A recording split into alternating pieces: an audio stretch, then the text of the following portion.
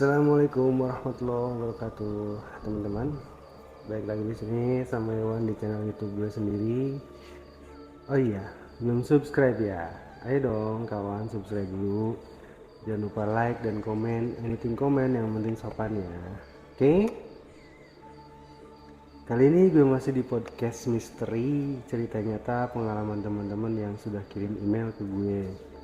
Makasih banyak teman-teman udah mengapresiasi apa yang telah gue buat. Sekali lagi makasih ya. Insya Allah nanti semua akan gue bawain di sini. Kali ini gue mau ceritain temen kita yang punya pengalaman sebagai anak dari penjaga atau pembersih kuburan di daerah Jakarta. Ini masih di Jakarta ya teman-teman. Namanya Dani ini mempunyai bapak. Nah, sebetulnya kenapa Dani bisa punya tugas membersihkan makam warga dan sekaligus tinggal di tengah-tengah pekuburan tersebut? Ceritanya begini teman-teman, bapaknya Dani ini memang petugas kebersihan makam dan diberi tanah satu petak untuk ditinggali oleh beliau.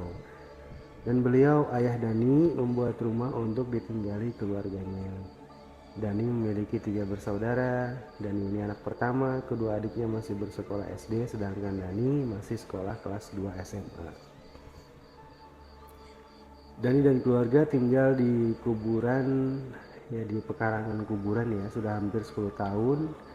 Dulu bapak Dani tinggal di daerah Cibubur, kontrak di daerah sana karena bapaknya Dani kerja sebagai penjaga gedung di daerah Cibubur. Setelah 5 tahun bekerja, bapaknya Dani dan keluarga memutuskan untuk pindah ke daerah Jakarta dan kebetulan pengurus PU atau pemakaman umum di daerah sana dan menunjuk bapaknya Dani untuk mengurus seluruh area pemakaman, mulai dari kebersihan, keamanan, dan kenyamanan para peziarah. Dan tanah di samping pemakaman dibuatkan rumah setengah jadi. Ya, rumah setengah jadi itu seperti ini teman-teman. Atasnya pakai triplek atau bordes, bawahnya ditembok atau pakai bata merah gitu ya, setengah badan gitu. Ya, yang penting tidak kehujanan, kata Bapak Dani sih gitu. Demikianlah awal tinggalnya Dani dan keluarga di area pemakaman. Dani sering bantu-bantu pekerjaan bapak sepulang sekolah. Dani membantu bersih-bersih, menyapu, membersihkan ranting-ranting yang berserakan di area pemakaman. Begitulah pekerjaan Dani sepulang sekolah. Banyak hal yang membuat bulu kuduk merinding tinggal di area pemakaman. Ya, memang pada dasarnya siapapun, seberani apapun orang kalau memang tinggal di dekat pemakaman atau wilayah pemakaman akan ada rasa bergidik karena mungkin ya tinggal di antara orang-orang yang sudah meninggal, terasa gimana gitu. Pastinya ya agak serem ya. Apalagi ketika ada yang kuburan baru. Pasti akan mencekam malam harinya, walaupun sudah biasa, namun Dani ataupun bapaknya sangat sering sekali merasa dihampiri rasa takut tiap ada kuburan yang baru. Untuk melihat sosok kuntilanak, pocong mah itu hal biasa sih buat Dani. Bahkan Dani sering diketawain kalau lagi kebetulan terbangun dari tidur tengah malam karena pengen kencing atau BAB gitu ya. Saking seringnya mungkin Dani sudah sangat terbiasa sekarang ini. Pernah suatu malam, waktu itu kebetulan Dani hari Senin ya, malam Selasa gitu ya. Artinya jam 11 malam, Dani merasa perutnya mules dan mengharuskan dia ke toilet. By the way, ini rumah Dani memang tidak ada toiletnya ya.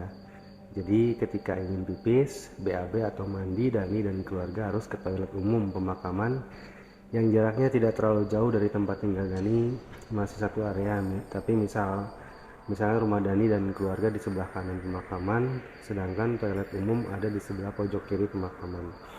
Jadi otomatis ketika siang ataupun malam keluarga Dani bila ingin buang air kecil atau BAB atau bahkan mandi harus berjalan melewati kuburan-kuburan yang ada di sana. Jam 11 malam itu Dani mendadak mules perutnya dan dia segera berjalan keluar menuju toilet. Di dekat toilet ada pohon kamboja yang membungkuk lumayan agak besar ya. Di situ Dani dikagetkan dengan dilihatnya sosok pocong yang sedang anteng berdiri. Aduh, kata Dani bergumam. Gue mau berak, gak usah ganggu deh lo. Begitu umpatan Dani sambil berlalu menuju toilet.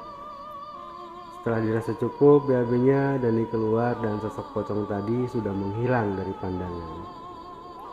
Makhluk begitu ya, kadang muncul, kadang hilang, aneh memang. Semau-maunya dia aja. Dani pulang ke rumah baru kira-kira 5 atau 6 langkah dari toilet ke arah rumah sudah dikagetkan lagi dengan suara cekikikan dari arah pohon beringin yang tumbuh besar di area pemakaman. Astagfirullah, Dani berucap dalam hati. Suara cekikan itu semakin kencang, namun Dani seolah bodo amat lah. Terus berjalan menuju rumah dan tidur lagi.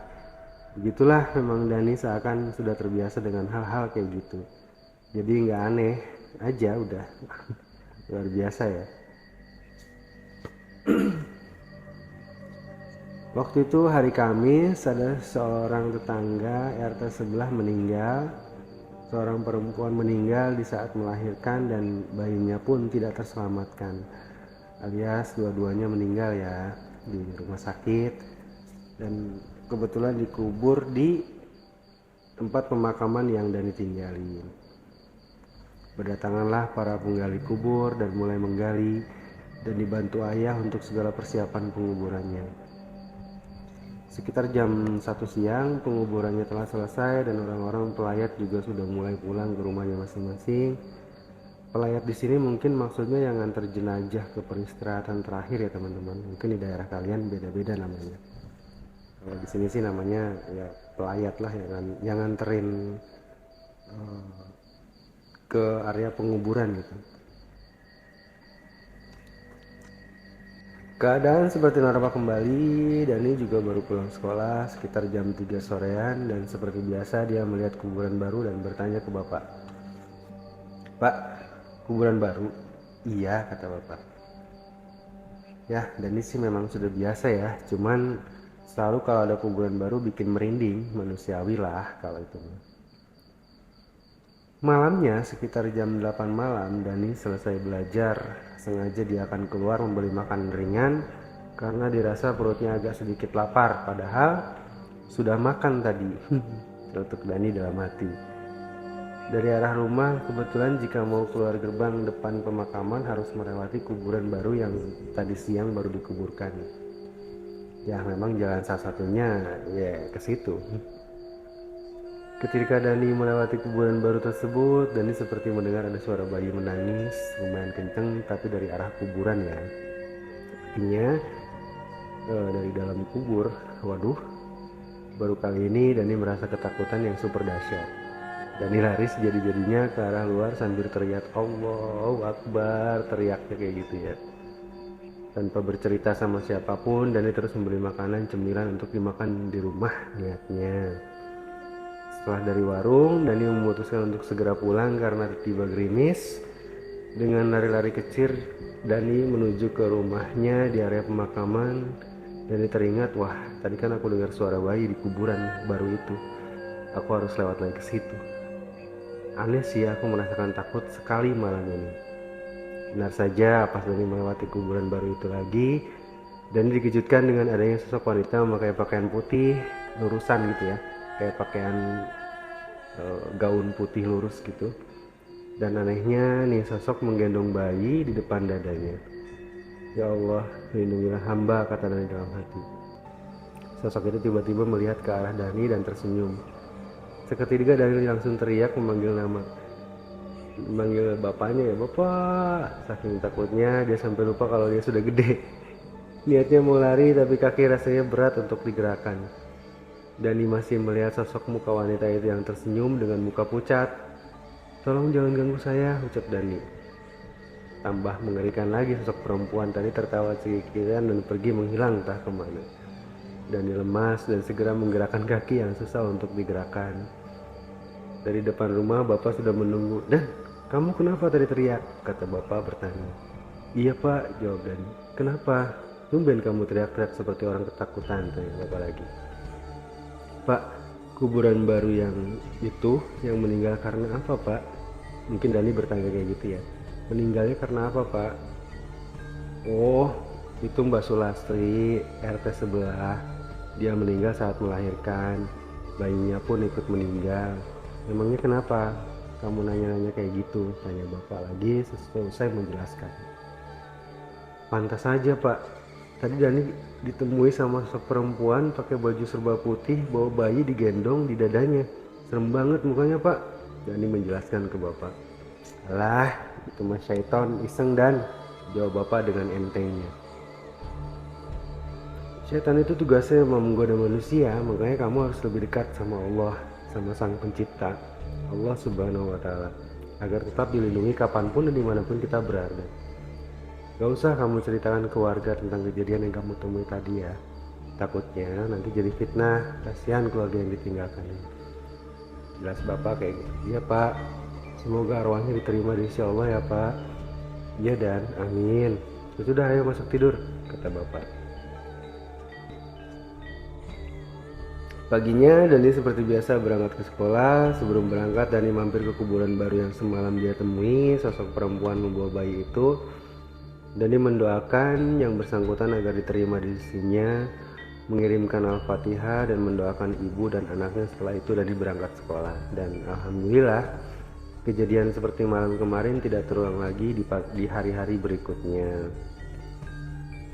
Ya itulah teman-teman, resiko memang tinggal di daerah pemakaman ya, tapi kalau kita tetap percaya dan selalu mendekatkan diri kepada Sang Pencipta yaitu Allah Subhanahu wa Ta'ala, insya Allah kita akan dijauhkan dari hal-hal yang seperti yang diceritakan Dani di atas. Demikianlah teman-teman cerita dari teman kita Dani. Semoga Dani kedepannya bisa mengangkat derajat orang tuanya, bisa bekerja dengan baik dan membeli rumah yang layak untuk keluarganya. Amin ya Allah Rabbal Alamin. Thank you ya yang sudah kirim email ke gue. Insya Allah kapan-kapan gue mampir ke tempat lu ya Dan. Insya Allah. Terima kasih sudah kirim email ke gue ya. Terima kasih teman-teman sudah mendengarkan cerita Dani ini dari awal sampai akhir. Semoga teman-teman tetap dirahmati Allah dan juga dilimpahkan rezeki yang berkah dan halal. Jangan lupa untuk like jika suka, dislike jika tidak suka. Silahkan komen untuk perbaikan kami di sini. Jika berkenan, share juga pengalaman ini ke media sosial teman-teman semua agar pengalaman ini tidak berhenti di kita saja. Sampai jumpa di cerita nyata berikutnya. Assalamualaikum warahmatullahi wabarakatuh. See you teman-teman. Thank you Dan ya ceritanya.